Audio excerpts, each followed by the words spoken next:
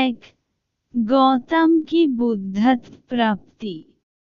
गौतम की बुद्धत्व प्राप्ति। कपिलवस्तु के शाक्यवंशीय राजा शुद्धोदन और महिषी महमय के पुत्र सिद्धार्थ गौतम संस्कृत व हिंदी।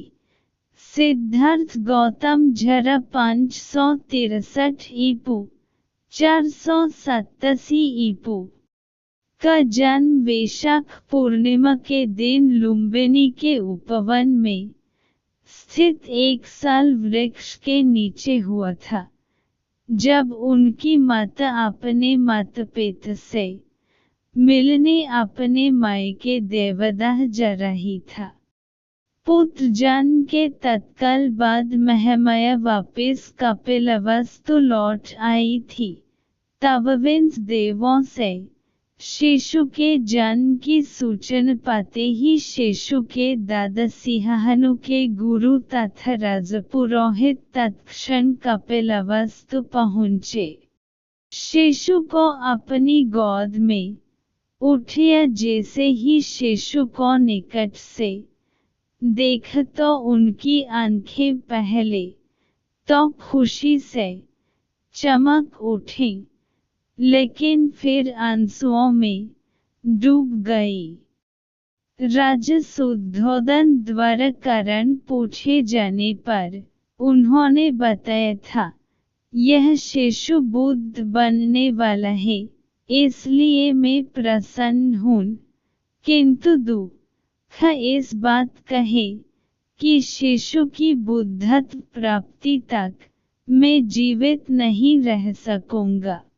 शिशु के जन्म के 5वें दिन उसके नामकरण के अवसर पर 108 ज्योतिषियों को आमंत्रित किया गया था, जिनमें 8 विलक्षण ज्योतिषी भी थे। उन 8 में से 6 राम, ध्वज, लखन, मंती, भोज और सुदंत ने यह भविष्यवाणी की थी कि वह शिशु या ता चक्रवर्ती सम्राट बनेगा या एक बुद्ध। किंतु सबसे कम उम्र के ज्योतिषी कौंडिन्य का कथन था कि वह शिशु निश्चित रूप से एक बुद्ध बनेगा। शिशु का नाम सिद्धार्थ गौतम रखा गया। 7वें दिन सिद्धार्थ की माता का देहांत हो गया।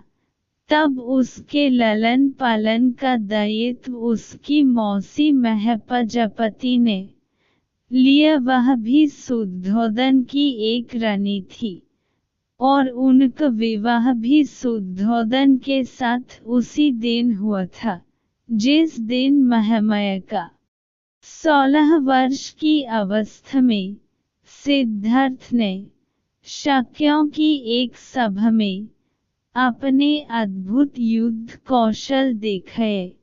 सरभड़क जातक के अनुसार तो उन्होंने एक ऐसे धनुष को उठा अपने कर्तव्य दिखाए थे, जिसे 1000 आदमी मिलकर भी नहीं उठ सकते थे। किंवदंती तो यह है कि उनके शौर्य से प्रसन्न हो उन्हें 40,000 शाक्य कन्याओं के हाथ प्राप्त हुए थे, जिनमें सुधबुद्ध की राजकुमारी बिंब उनकी प्रमुख रानी बनी थी, जो बाद में राहुलमत के नाम से बौद्ध साहित्य में विख्यात हैं।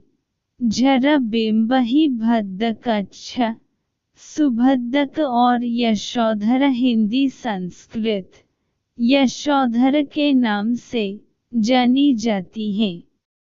29 वर्षों तक ठराब, ठसुरब और ठसुब नामक प्रासादों में राजवैभव भोगने के बाद सिद्धार्थ संसार से विमुक्त हो संन्यास को उन्मुख हुए।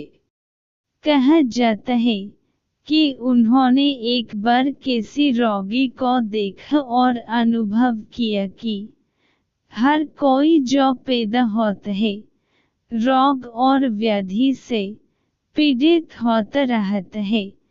फिर उन्होंने किसी वृद्ध को देखा।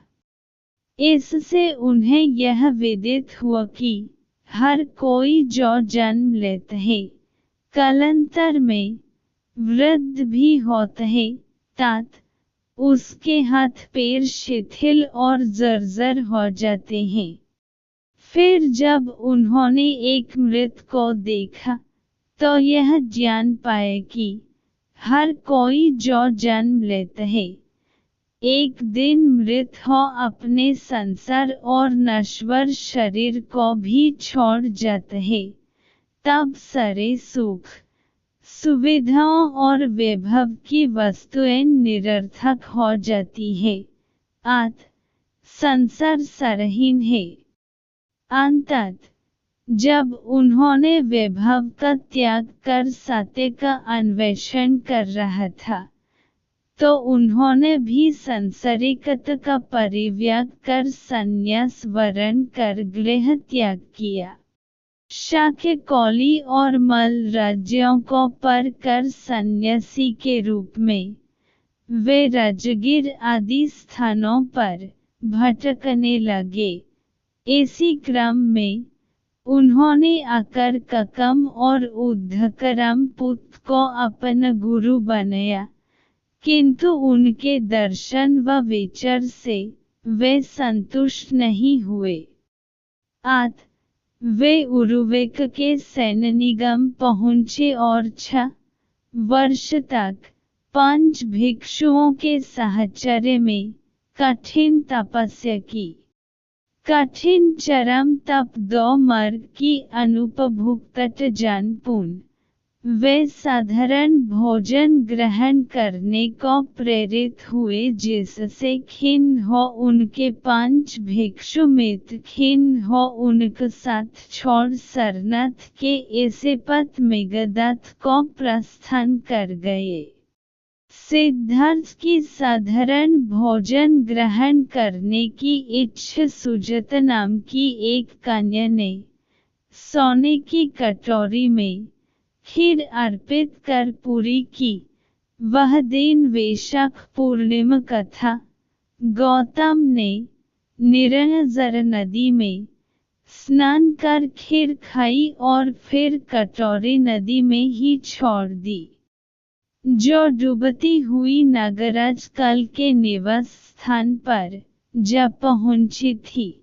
फिर सारा दिन साल उपवन में व्यतीत कर शाम को वे पीपल के एक पेड़ के नीचे जा बैठे। वही सौतीय नामक एक घसियारे ने उन्हें 8 मुट्ठी घास दिए। घास को उन्होंने पूर्व दिश की ओर रख उसकी आसनी बनाई। फिर उस पर बैठकर उन्होंने यह प्रतिज्ञा की कि जब तक वे बोधि नहीं प्राप्त करते तब तक वाहन से नहीं उठेंगे। उनकी प्रतिज्ञा के तेज से महाब्रह्म और सारे देव उनके सामने प्रकट हो उनकी स्तुति करने लगे, किंतु उनकी दृढ़ मार शैतान ने उन पर आक्रमण किया, जिसके भय से सारे देव वाहन से भाग खड़े हुए। मर से उनकी रक्षा तब केवल 10 पारमियों ने की। इन पारमियों को उन्होंने बोधिसत्व बनने के बाद के 550 जन्मों के कठिन संघर्ष के क्रम में अर्जित किया था। पारमी 10 होते हैं: दान, शील, नेकखम या नौकम्र, प्रज्ञा, वीर्य, क्षांति या धैर्य, सत्य, अधिष्ठान, मैत्रेय या मैत्रेय और उपेक्षा या समभाव अथवा अनासक्ति। गौतम से परास्त हो जब मर और उसकी सेनाएं भाग खड़ी हुई, तो सारे देवों ने विजेता की जय जयकार की। तप में लीन गौतम ने रात के पहले प्रहर में अपने पूर्व जन्मों को जाना, दूसरे प्रहर में दिव्य चक्षु को पाया, तीसरे प्रहर में परिचय समुपपद के ज्ञान को और अंततः प्रत्यूष काल में संबोधि की प्राप्ति की। ज्ञान को जिससे वे पश्चिक प्रत्येक बुद्ध बने, परिचय समुपपद के सिद्धांत का सुखद मनन उन्होंने प्रथम 7 दिनों तक उसी बोधि वृक्ष के नीचे बैठ किया। दूसरे सप्ताह उन्होंने अजपल निग्रोध वृक्ष के नीचे बिताया, जहन उनकी भेंट एक घमंडी ब्राह्मण से हुई थी, और जहन उन्होंने मर की 3 कन्याओं को परास्त किया था। उन कन्याओं के नाम तृष्णा, आरती और राग थे। तीसरे सप्ताह उन्होंने मुचलिंद तालाब में नागराज मुचलिंद के फनों के नीचे बैठ बिताया था। चौथे सप्ताह वे राजयतन पेड़ के नीचे बैठे रहे, जहन उन्होंने तपुस और मल्लिक को बिन किसी देखन सुने ही अपना अनुयायी बनाया। तत्पश्चात ब्रह्म सहमपति के आग्रह पर उन्होंने पीड़ित मानव के उत्थान के लिए धम्मचक्कपनत्तन का निश्चय किया। दूसरों के उत्थान की प्रतिज्ञा से वे सभ्यु सर्वज बुद्ध कहलाए। तब अपनी धम्म देशन के प्रवर्तन हेतु अपने 5 तपस्वी मित्रों को योग्य पाया, जो उन दिनों वाराणसी के ऐसे पतन मेघदाय में वास कर रहे थे। इस धम्म चक्र प्रवर्तन की महत्ता को अशोक कालीन सरनाथ सिंह स्तंभ में दर्शाया गया है, जो आज भारतीय गणराज्य का राजकीय चिह्न है।